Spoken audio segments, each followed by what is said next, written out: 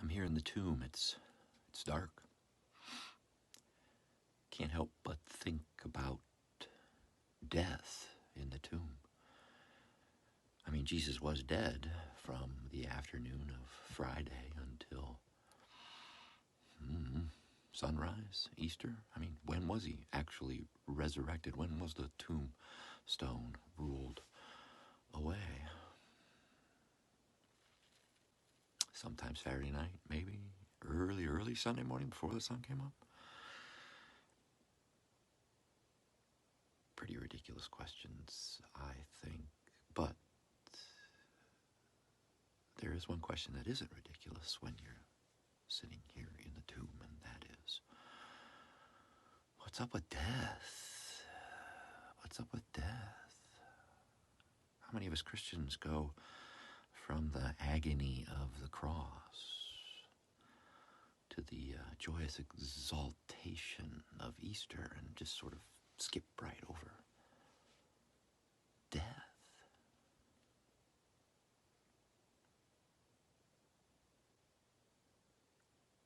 Christian tradition didn't skip over death, didn't skip over this time of Jesus in the tomb. It became known as Holy Saturday, an ancient Christian tradition of Jesus actually doing something while he's dead in the tomb, and that is, he went down to hell to free the souls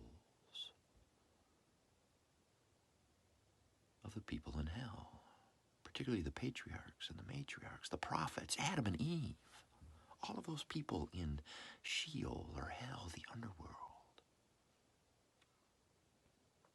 rescued by Jesus while he was in the tomb on Saturday, Holy Saturday. In fact, this very event was given the name of the harrowing of hell.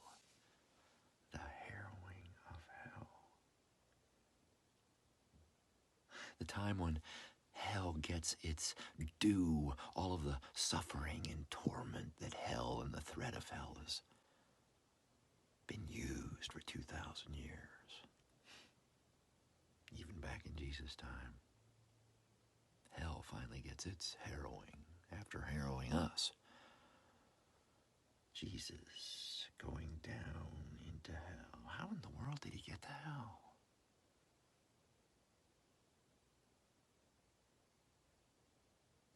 Cyril of Alexandria wrote, "When the gatekeepers of hell saw Jesus coming, they fled. The bronze gates were broken open and the iron chains were undone. Watch out, here comes Jesus." The Roman Catholic Catechism says Jesus went down to the realm of the dead. He opened heaven's gates for the just who had gone before him. What a beautiful image.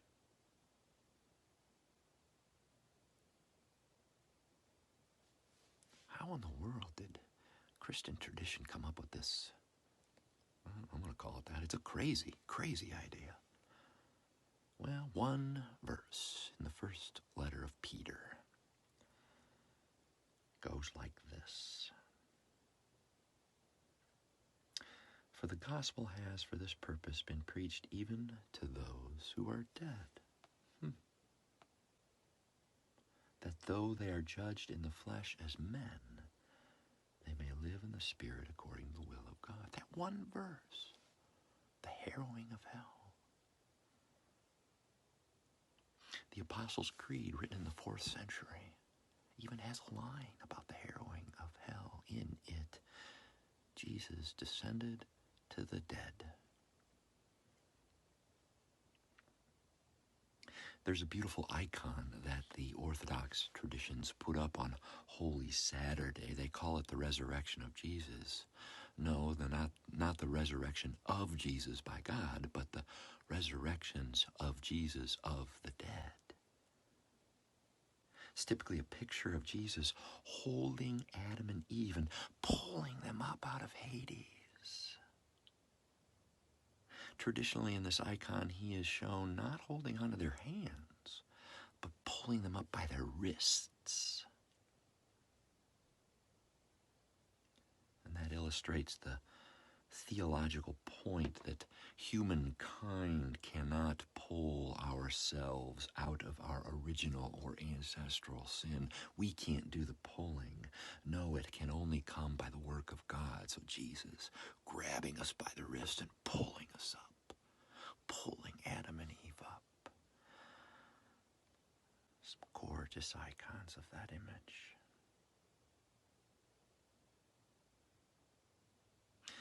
But hey, the harrowing of hell, I can't go there. Even the church father Augustine, who preached on Jesus after Jesus' death, said, "This disturbs me profoundly," and it does me too. There's an element of the ridiculous to it, but what haven't human beings done to satisfy one tiny little line of Scripture?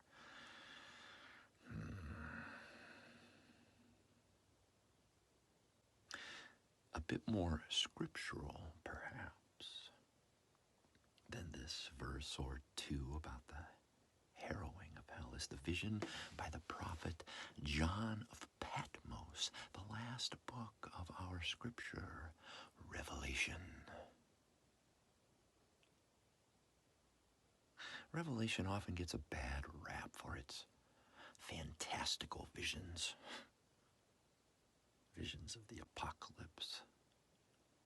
The ages and the close of the ages. The riding of the 4 horsemen of the apocalypse. Conquest, war, famine, and plague. The plague horsemen, very apropos for our time. All of this followed by the Word riding on a white horse out of heaven to challenge the beast and the flesh prophet and throw them alive into the lake of fire. End of story, right? Wrong. John of Patmos saw something completely different. Completely different to our own understanding of heaven and where heaven lies.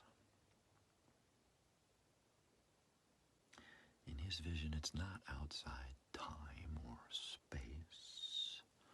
It's not this place we go to after we die, after we get out of this tomb. No. The new heaven and the new earth are here on earth. The new holy city comes down from heaven to earth. Oh, what a gorgeous idea. A loud voice says, "See, the home of God is among mortals. God will dwell with them. They will be God's people, and God will be with them."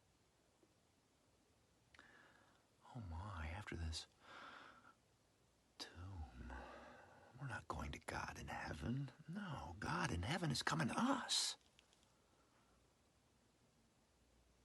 John goes on to say, God will wipe every tear from their eyes. Death will be no more. Mourning and crying and pain will be no more.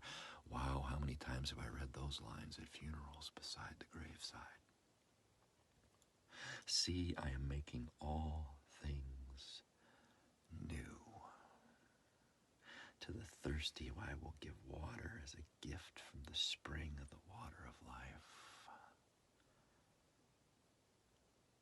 For the water of life flows from the throne of God through the center of this beautiful city on earth. A city of jasper, gold, clear as glass, whose foundations are all the jewels of the world, and whose street is pure gold. And there is no place of worship in the city because the glory of God is everywhere. And the trees of life are on either other side of the river. Is it dark in the tomb?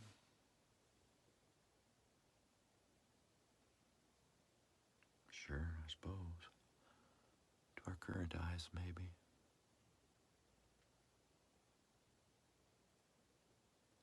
Remember, though, in the city of God, there will be no need for light or lamp or sun.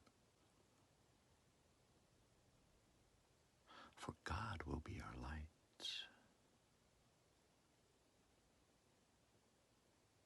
And at the end of Revelation, who reigns forever and ever? With God, we reign forever and ever and ever.